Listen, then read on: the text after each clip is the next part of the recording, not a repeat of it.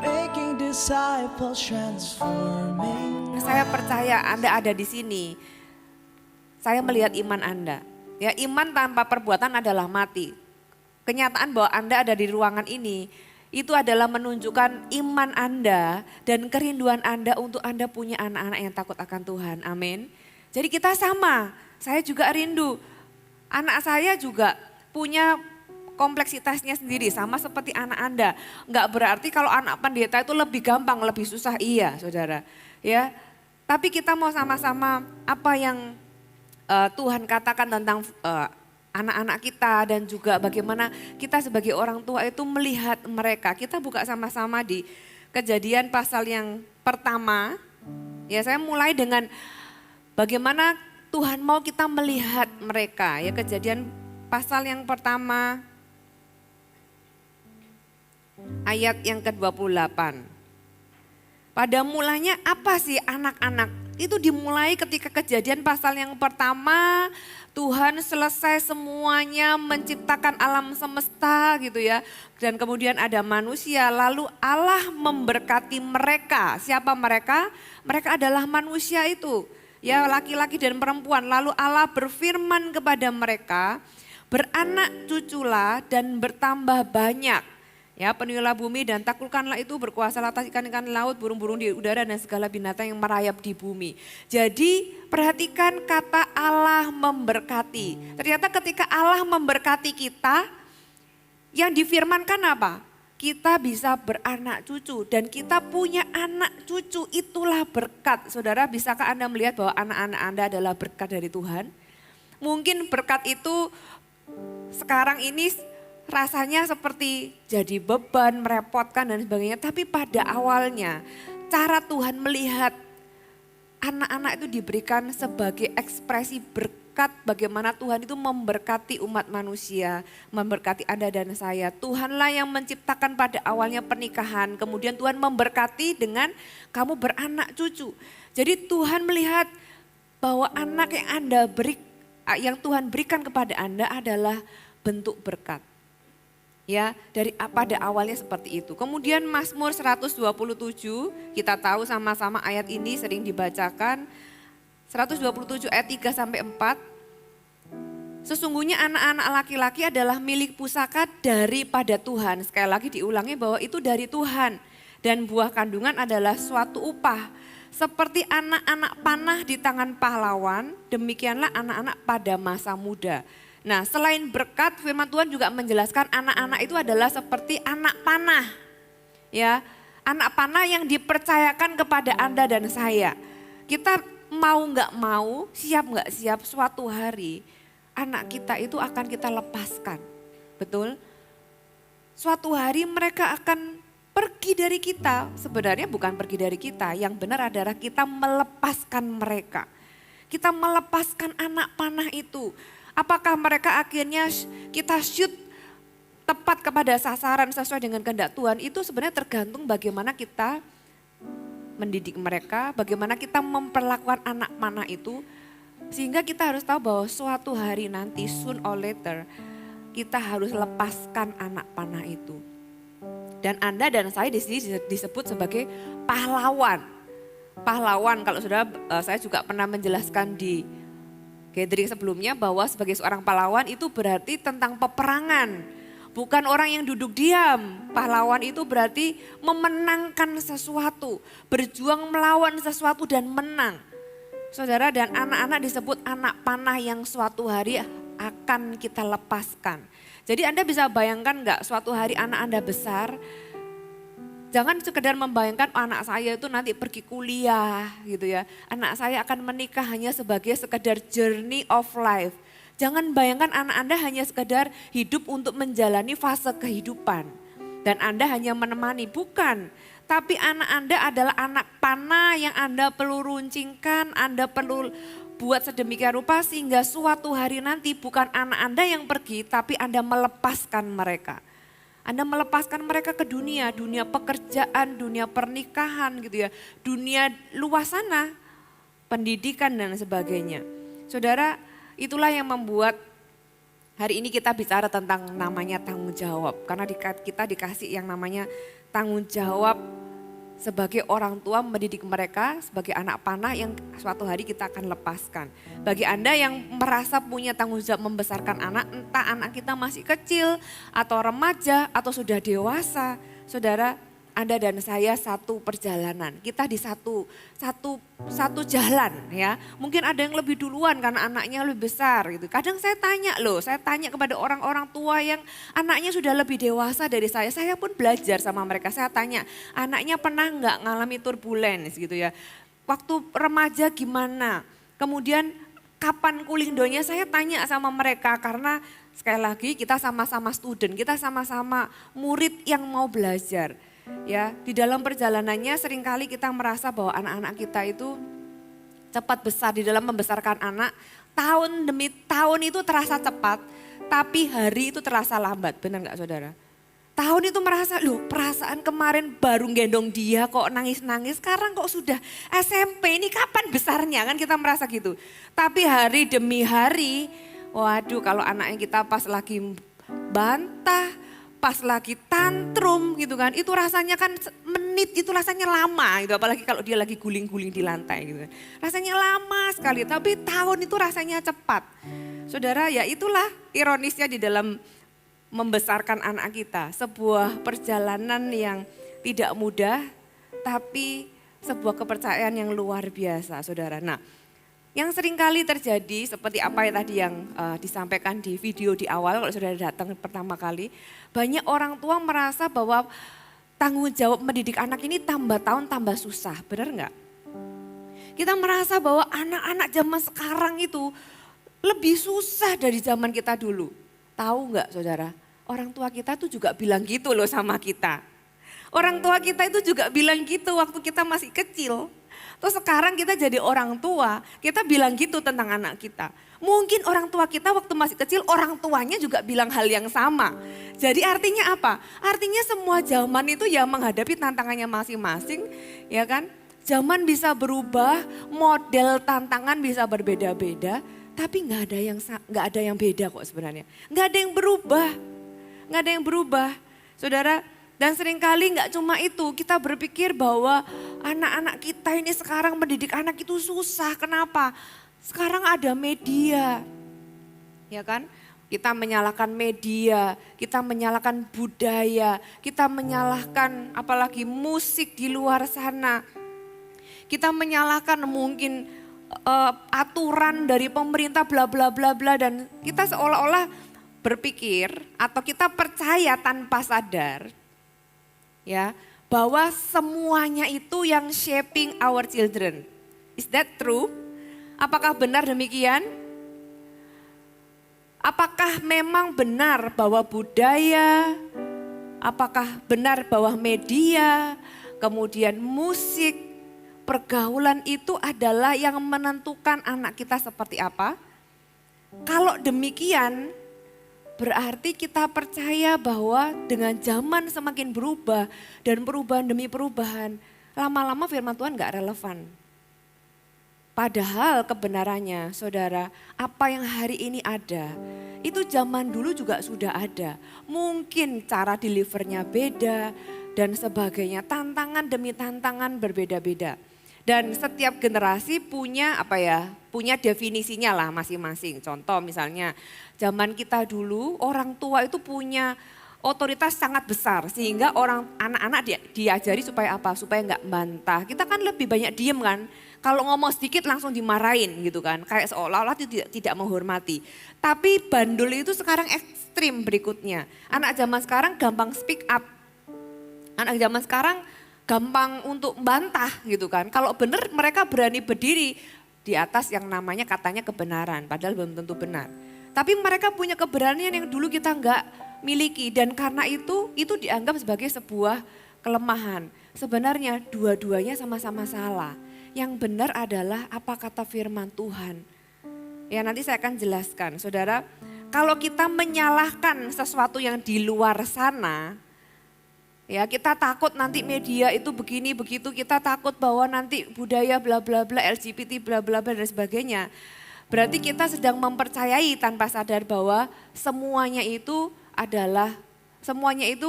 bertanggung jawab terhadap anak saya. Tapi saya beritahukan hari ini sebuah kebenaran bahwa saudara, Andalah yang bertanggung jawab terhadap anak Anda. Itulah kenapa Anda disebut pahlawan. Fight for them. Ya, pengaruh Anda terhadap anak Anda itu harus jauh lebih besar daripada apapun dunia bisa berubah kayak apapun itu nggak masalah. Selama pengaruh Anda sebagai orang tua itu jauh lebih besar. Doesn't matter dunia mau jungkir balik, media mau jadi kayak apa gitu ya. Selama Anda jadi orang tua, jadi core di dalam keluarga, anak Anda akan aman. Ya, tidak ada yang berubah. Pengkhotbah 1 ayat 9 kita baca sama-sama. Pengkhotbah pasal yang pertama ayat yang ke-9. Apa yang pernah ada akan ada lagi, dan apa yang pernah dibuat akan dibuat lagi. Tidak ada sesuatu yang baru di bawah matahari. Adakah sesuatu yang dapat dikatakan lihatlah ini baru, tetapi itu sudah ada dulu lama sebelum kita ada. Saudara, enggak ada yang baru sebenarnya. Modelnya mungkin beda, tapi tantangannya tetap sama. Kenapa? Hati manusia itu terbuat dari bahan yang sama kok dari zaman ke zaman. Kalau enggak demikian, maka firman Allah enggak relevan. Bayangkan saudara, firman Allah ini ditulis dari ribuan tahun yang lalu. Di mana zaman Nuh yang sudah ada LGBT itu mungkin nggak tahu berapa ribu tahun yang lalu saudara. Itu sudah ada zaman itu. Dan kalau kita bilang bahwa anak zaman sekarang tinggal di dalam budaya yang tidak takut akan Tuhan. Saudara, bagaimana dengan Daniel? Seorang Israel yang tinggal di dalam pengajaran dan dia harus pergi ke Babilonia dan tinggal di dalam lingkungan yang sangat tidak takut akan Tuhan. Bagaimana dengan Samuel? Yang dia tinggal di dalam tempat yang semua orang itu malah mengambil loba atau melanggar perintah Tuhan. Bagaimana dengan Nuh? Nuh itu tinggal dikatakan semua orang itu jahat di mata Tuhan. Dia aja yang gak jahat di mata Tuhan. Bagaimana mungkin? Berarti kan itu mungkin di zaman sekarang, katakan amin. Itu mungkin untuk anak Anda dan saya, katakan amin. Kalau firman Allah itu mungkin bagi mereka dan mereka itu bisa hidup seperti itu, berarti ada harapan untuk Anda dan saya dan tidak ada bedanya. Zaman hari ini dengan segala macam definisi dan modelnya gitu ya, entah itu media dan sebagainya, itu hanya menjelaskan tentang budaya yang orang-orang yang tidak takut akan Tuhan. Kita dikelilingi hidup di dalam dunia. Oleh sebab itu firman Tuhan katakan kita ini seperti domba di tengah serigala. Kita ini seperti orang yang memang di dalam dunia ada banyak hal yang bertentangan. Bagaimana kita bisa hidup di dalamnya. Dan itulah juga challenge anak kita sama seperti apa yang diceritakan firman Tuhan dari zaman ke zaman. Jadi saya hari ini yang pertama mau sampaikan bahwa anak zaman sekarang tidak lebih sulit. Ya. Kalau Anda sudah berpikir, oh aduh sulit, nah itu sudah kalah setengah duluan. Saudara, mari kita bersama-sama melihat apa kata firman Tuhan. Tuhan bilang gak ada yang beda, tidak ada yang berubah dari zaman ke zaman. Ada contoh-contoh orang yang bisa hidup di dalam lingkungan yang tidak takut akan Tuhan dan mereka tetap memelihara imannya. Ya, dan apa yang terjadi di luar sana? Dunia mau jungkir balik, pengaruh Anda sebagai orang tua itu menentukan anak-anak Anda. Ya, nah apa kata firman Tuhan? Karena saya percaya firman Tuhan adalah sumber dan mau zaman mau berubah, gunung-gunung beranjak gitu ya. Tapi kasih Tuhan gak berubah dan saya juga percaya firman Tuhan itu tetap akan relevan sampai anak cucu cicit Anda bahkan keturunan sampai beribu keturunan setelah Anda. Zaman mau berubah nanti katanya apa mobil sudah nggak pakai driver lagi, mereka sudah bisa begini begitu, nanti bisa ada orang tuh bisa pergi kemana, bisa hadir pakai hologram gitu ya, terus dan sebagainya lah, itu kan sudah ada sebenarnya di film-film kan sudah ada ya, nanti manusia bisa pergi ke luar angkasa dan sebagainya. Whatever happen in the next generation gitu kan, mau anak cucu cicit kita. Firman Tuhan, kita harus percaya bahwa firman Tuhan akan tetap relevan. Karena itu hanya cuma berubah model, handphone lah, sama-sama handphone, alat komunikasi ya cuma mungkin berubah model dan sebagainya. Tapi prinsipnya tetap sama karena firman Tuhan bilang gak ada yang baru di muka bumi ini. Pencobaan demi pencobaan, ujung-ujungnya pencobaan itu cuma 3 gitu ya.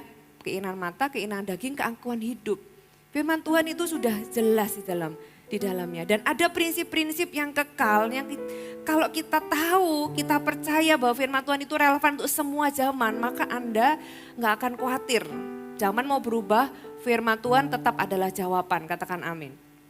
Ya, firman Tuhan saya kasih 3 poin. 3 poin aja. Yang pertama, firman Tuhan menjelaskan bahwa rumah atau orang tua ini baik orang tua asuh, orang tua single gitu ya, baik orang tua lengkap dan sebagainya, adalah tempat covering buat anak kita, di mana mereka itu menerima rasa aman dan mereka itu dilindungi. 1 Tesalonika 2 ayat yang ke-11 sampai 12. 1 Tesalonika 2 ayat 11 sampai 12. Kamu tahu betapa kami seperti bapak-bapak terhadap anak-anaknya. Dijelaskan bapak-bapak terhadap anak-anaknya itu ngapain? Telah menasihati kamu dan menguatkan kamu seorang demi seorang. So every child is unique, every child is special. Dan kita harus memperlakukan mereka benar-benar every child is special. Dikatakan seperti bapak terhadap anak-anaknya, menasehati, menguatkan gitu ya. Dan meminta dengan sangat supaya kamu hidup sesuai dengan kehendak Allah yang memanggil kamu dalam kerajaan dan kemuliaannya. Itu adalah bagian kita. Anak-anak harus tahu bahwa mereka punya rasa aman di mana mereka akan terima nasihat. Ketika mereka lemah, mereka bisa datang apa adanya. Mereka bisa tampil dengan kesalahan mereka dan tetap diterima. Kenapa? Karena ada orang tua yang tidak mengintimidasi tapi menguatkan mereka dan each child is special. Setiap seorang demi seorang kata firman Tuhan. Ulangan pasal yang ke-32. Ulangan pasal yang ke-32 ayat yang ke-11 sampai 12. Laksana Raja Wali menggoyang bangkitkan isi sarangnya, melayang-layang di atas anak-anaknya, mengembangkan sayapnya, menampung seekor dan mendukungnya di atas kepaknya. Demikianlah Tuhan sendiri menuntun dia dan tidak ada Allah asing menyertai dia. Maksudnya apa? Tuhan memberikan sebuah perumpamaan ketika suatu hari kita harus menggoncangkan anak kita gitu ya. Dia harus keluar. Ini kan cerita tentang Raja Wali yang belajar terbang. Belajar terbang yang mana bisa terbang. Masih kecil tapi dikeluarin dari sarangnya. Nah apa yang terjadi? Mereka akan jatuh saudara karena belum bisa terbang. Nah orang tua dia tahu apa yang dia lakukan. Dia mengembangkan sayapnya sehingga kalau anaknya jatuh ya jatuhnya di sayapnya. Dimana ketika anak-anak itu tahu mereka bisa berbuat salah, mereka bisa jatuh tanda kutip gitu ya. Tapi ketika mereka jatuh pun mereka jatuh kepada orang tua yang tetap menerima mereka dan mengasihi mereka. Katakan amin. Orang tua atau rumah harus jadi tempat di mana anak-anak merasa aman. Tentunya di dalam kesalahan ada koreksi, tapi koreksi dengan kasih. Sehingga mereka tidak merasa tertolak tapi mereka tahu mereka tetap dikasih walaupun mereka salah. Siapa sih yang gak pernah salah? Kita semua pernah salah. Bayangkan kalau kita itu yang salah kita ditolak. Saudara kita pun orang tua, orang besar aja kalau salah tetap ingin diterima. Betul enggak saudara? Apalagi anak-anak kita. Jadi yang pertama, rumah atau orang tua haruslah jadi tempat covering dan rasa aman. Yang kedua, rumah atau orang tua adalah tempat di mana nilai-nilai kerajaan Allah itu dibangun. Amsal 22 ayat yang ke-6. Didiklah orang muda menurut jalan yang patut baginya, maka pada masa tuanya pun ia tidak akan menyimpang dari jalan itu. Saudara, anak-anak harus tahu hitam dan putih itu dari rumah. Anak-anak harus tahu benar dan salah itu dari rumah, saudara. Dan Anda punya waktu yang sebenarnya cukup. Dari umur mereka 0, mungkin mereka baru tahu umur 2, 3 gitu ya. Tapi dari 0 tentunya kita jaga mereka. Walaupun kita anggap kadang-kadang anak kecil tahu apa sih. Loh mereka itu tahu loh, cuma gak bisa ngomong aja. Mereka itu kerasa, bahkan kemarin ya saya ngunjungin seorang yang baru melahirkan.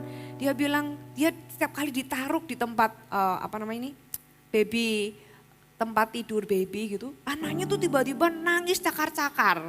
Entah gimana orang tuanya akhirnya dapat hikmat itu tempat baby cribnya itu didoakan. Saya nggak tahu karena dia beli di mana, bekasnya apa gitu ya.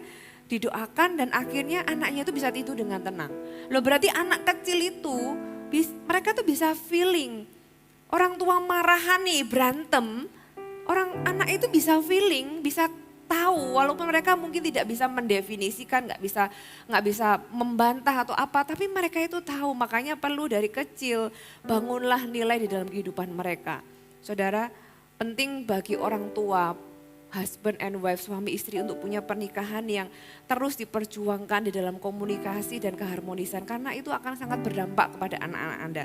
Jadi umur 0 sampai 10 tahun kira-kira ya, 0 sampai 10 tahun. Nah setelah itu biasanya anak-anak mulai 11, 11, 12 itu kan mulai tanda kutip menarik diri. Mulai menarik diri, mulai cari teman lebih daripada orang tua. Nah, bekal yang kita berikan selama 0 sampai 10 tahun itu akan menjagai mereka di dalam judgment ketika mereka bersama teman-teman mereka. Nah apa yang kita lakukan nanti kita akan bicarakan lebih banyak waktu talk show ya. Tapi saya kasih dasar dulu, kasih nilai-nilai. Kadang kalau misalnya saya ajak anak saya waktu kecil gitu jalan, terus lihat ada anak itu nangis guling-guling misalnya. Saya tanya, menurutmu itu benar enggak kayak gitu? Jadi pakai banyak momen untuk moment of teaching. Benar atau salah? Atau ini enggak baik, itu enggak benar. Banyak ngomong, banyak cerita, banyak kasih nilai. Mereka ngerti enggak ngerti, saudara percayalah mereka menyerap sesuatu.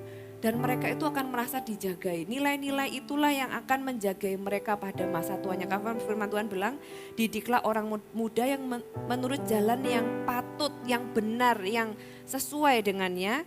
Sehingga dia nggak akan menyimpang. Itu sudah kayak ada sedang membangun pagar dalam kehidupan mereka. Mereka nggak akan menyimpang. Kalaupun keluar gitu akan balik lagi. Karena itu pattern yang sudah Anda buat selama tahun-tahun awal gitu ya. Yang berikutnya, kita baca di Efesus pasal yang ke-6, ngasih poin yang kedua di mana nilai-nilai itu diajarkan kepada anak-anak kita. Efesus pasal yang ke-6 dan kamu ayat yang ke-4, dan kamu bapak-bapak janganlah bangkitkan amarah dalam hati anak-anakmu. Tetapi didiklah mereka dalam ajaran dan nasihat Tuhan. Oke, saya mau poinnya di sini adalah didik mereka dalam ajaran dan nasihat Tuhan. Saudara, mendidik anak itu tidak bisa dialihkan ke orang lain. Kita bisa punya pembantu urusin makannya mereka. Kita punya driver mungkin ya yang bisa antar jemput mereka. Kita bisa punya suster yang gantiin popok mereka atau apapun yang bisa membantu mereka. Tapi mendidik anak itu peran itu nggak bisa tergantikan oleh orang lain. Oleh sebab itu Anda perlu ambil tanggung jawab ini di tengah kesibukan Anda, di tengah hiruk pikuknya kehidupan, kompleksitas kehidupan Anda. Tanggung jawab ini adalah tanggung jawab utama orang tua yang gak bisa diambil alih oleh orang lain. Jadi pastikan Anda mendidik mereka. Didikan itu bisa berupa bukan cuma koreksi tapi juga encouragement dan sebagainya ya. Dan dalam ajaran dan nasihat Tuhan. Kata Tuhan di sini ngomong tentang sesuatu yang rohani. Jadi jangan takut anak Anda itu nanti terlalu penuh dengan hal rohani, nanti malah jenuh dan sebagainya. Saudara, malah sebaliknya. Firman Tuhan katakan kita harus didik mereka dalam nasihat Tuhan. Berarti hal-hal yang rohani itu harus kita perkenalkan sejak dini dan sebanyak-banyaknya. Expose mereka dengan hadirat Tuhan. Biar sejak kecil mereka itu tahu hadirat Tuhan. Biar sejak kecil mereka itu tahu yang namanya pelayanan. Biar sejak kecil mereka itu tahu yang namanya gereja. Biar sejak kecil mereka tahu bahwa takut akan Tuhan, ibadah dan sebagainya itu adalah hal yang mengambil porsi besar di dalam kehidupan mereka. Lewat apa? Keteladanan tentunya. Yang kedua ya kita ajak mereka expose. Oleh sebab itu gereja ini kan sungguh-sungguh mau membuat setiap Eagle Kids itu kita buat acara yang bisa relevan sama mereka. Kita usahakan pelayan kakak-kakak anak yang bisa relate sama mereka. Kita adakan acara-acara yang bisa memperlengkapi mereka. Apapun yang kita bisa lakukan. Tapi mendidik anak tidak bisa dialihkan pada orang lain. Gereja adalah penopang alias membantu. Tapi tetap primary responsibility-nya adalah di dalam kita sebagai orang tua. Yang ketiga, rumah adalah tempat di mana anak-anak kita mengalami kasih. Kita buka di Titus pasal yang kedua. Titus pasal yang kedua ayat yang ketiga sampai ayat yang kelima. Perhatikan, demikian juga perempuan-perempuan yang tua, hendaklah mereka hidup sebagai orang yang beribadah. Jangan memfitnah, jangan menjadi hamba anggur, tetapi cakap mengajarkan hal-hal yang baik. Kita yang kalau sudah jadi grandma atau sudah punya anak yang sudah gede gitu ya, kita harus hidup sebagai yang disebut perempuan tua ini, walaupun kita menolak tua gitu ya wajahnya, tapi tetap kita itu harus apa? Harus bisa cakap mengajarkan hal-hal baik, apa yang kita harus ajarkan. Dan dengan demikian mendidik perempuan-perempuan muda mengasihi suami dan anak-anaknya.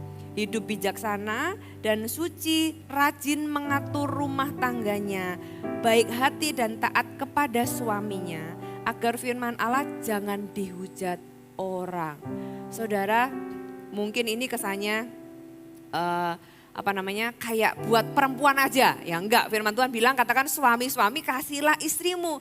Anak itu harus bisa melihat kasih itu bukan cuma dia menerima kasih, tapi mereka bisa melihat bahwa papa sayang sama mama gitu ya. Dan mama sayang sama papa. Dikatakan perempuan-perempuan muda mengasihi suami dan anak-anaknya.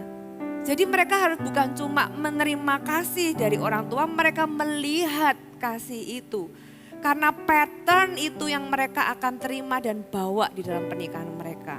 Ya kan, sebagai seorang perempuan muda harus hidup bijaksana, suci, rajin mengatur rumah tangganya gitu ya. Baik hati dan taat kepada suaminya. Ini yang anak-anak itu perlu lihat di dalam keluarganya. Sekali lagi, rumah adalah tempat di mana mereka melihat dan mengalami kasih. Mazmur pasal yang ke-103 ayat yang ketiga.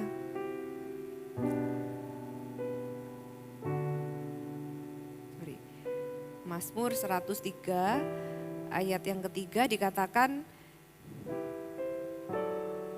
ayat yang ke-13. Seperti Bapa sayang kepada anak-anaknya, demikian Tuhan sayang kepada orang-orang yang takut akan Dia.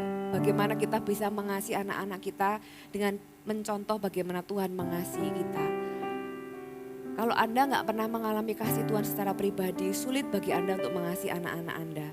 Tapi kalau Anda mengalami kasih Tuhan secara pribadi, Anda akan bisa mengasihi anak-anak Anda. Karena firman Tuhan bilang seperti Bapak sayang kepada anak-anaknya. Itu dicontoh dari Tuhan itu sayang kepada orang-orang yang takut akan Dia. Saudara, rumah adalah tempat anak-anak kita mengalami kasih. Nah, kita percaya bahwa firman Tuhan itu adalah sumber di mana kita menerima prinsip yang kekal. Tapi tahukah Anda bahwa ironisnya di dalam firman Tuhan itu nggak ada contoh orang tua yang benar.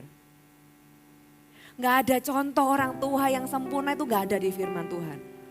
Anda bisa cari dari Kejadian sampai Wahyu, kasih tahu saya mana orang tua yang benar di firman Tuhan. Ya, dari Kejadian yang pertama, yang orang tua yang pertama anaknya bunuh-bunuhan gitu kan. Bisa kebayang ini orang tua ngajarin apa ya, anaknya bunuh-bunuhan. Itu orang tua pertama yang Tuhan memberkati mereka langsung. Atau mungkin ada yang bilang, oh orang tuanya Yesus. Orang tuanya Yesus itu adalah orang tua yang sempurna karena dipercaya membesarkan Yesus. Saudara pernah tahu kan cerita Yesus hilang? Ya kan, setelah 3 hari, orang tua mana yang baru sadar anaknya hilang setelah 3 hari, bayangan saudara ya. Ya, mama seperti apa yang baru sadar anaknya hilang setelah beberapa hari. Ya, ini enggak menjelekkan, tapi saya hanya menceritakan bahwa di dalam firman Tuhan itu enggak ada contoh orang tua yang sempurna. Bukan berarti kita itu akan gagal. Tapi dengan demikian kita itu tahu bahwa kita butuh kasih karunia Tuhan. Karena enggak ada orang yang sempurna. Anda dan saya juga pasti di dalam perjalanan sebagai orang tua pasti ada gagalnya. Berapa banyak dari kita itu bergumul dengan guilty feeling, aduh I wish waktu kecil aku tuh waktu anakku masih kecil aku lakukan ini. Aduh harusnya aku tuh ngambil keputusan itu, aduh harusnya aku ini dan sebagainya. Saudara, Anda bersama-sama dengan saya. Kegagalan kita hanyalah bagian di dalam perjalanan, tapi itu tidak mendefinisikan kita. Amin. Itu tidak mendefinisikan bahwa kita adalah orang tua yang gagal. No, karena semua orang tua pernah gagal. Tapi kata firman Tuhan dikatakan bahwa orang benar itu 7 kali jatuh, 7 kali bangkit. Kegagalan itu hanyalah membuat kita menjadi orang tua yang pantang menyerah kalau Anda bangkit lagi. Katakan amin. Dan pantang menyerah itulah yang membuat anak Anda tetap terjagai. Dan membuat mereka punya rasa aman bahwa aku pun bisa gagal. Tapi ternyata aku juga punya kesempatan untuk bangkit. Sama seperti orang tuaku mendidik aku. Amin. Hai, terima kasih sudah bergabung bersama kami, Gereja Mount Sharon, Jabodetabek. Sebagai gereja Tuhan, adalah kerinduan bagi kami untuk melihat Anda terus bertumbuh di dalam pengenalan akan Tuhan dan mengalami perubahan hidup. Maka dari itu, bergabunglah bersama komunitas kecil kami, Connect Group. Dapatkan informasi lebih lanjut pada kolom deskripsi kami. Last but not least, don't forget to subscribe dan bagikan video ini kepada orang yang Anda kasihi. Thank you for joining us and see you next time.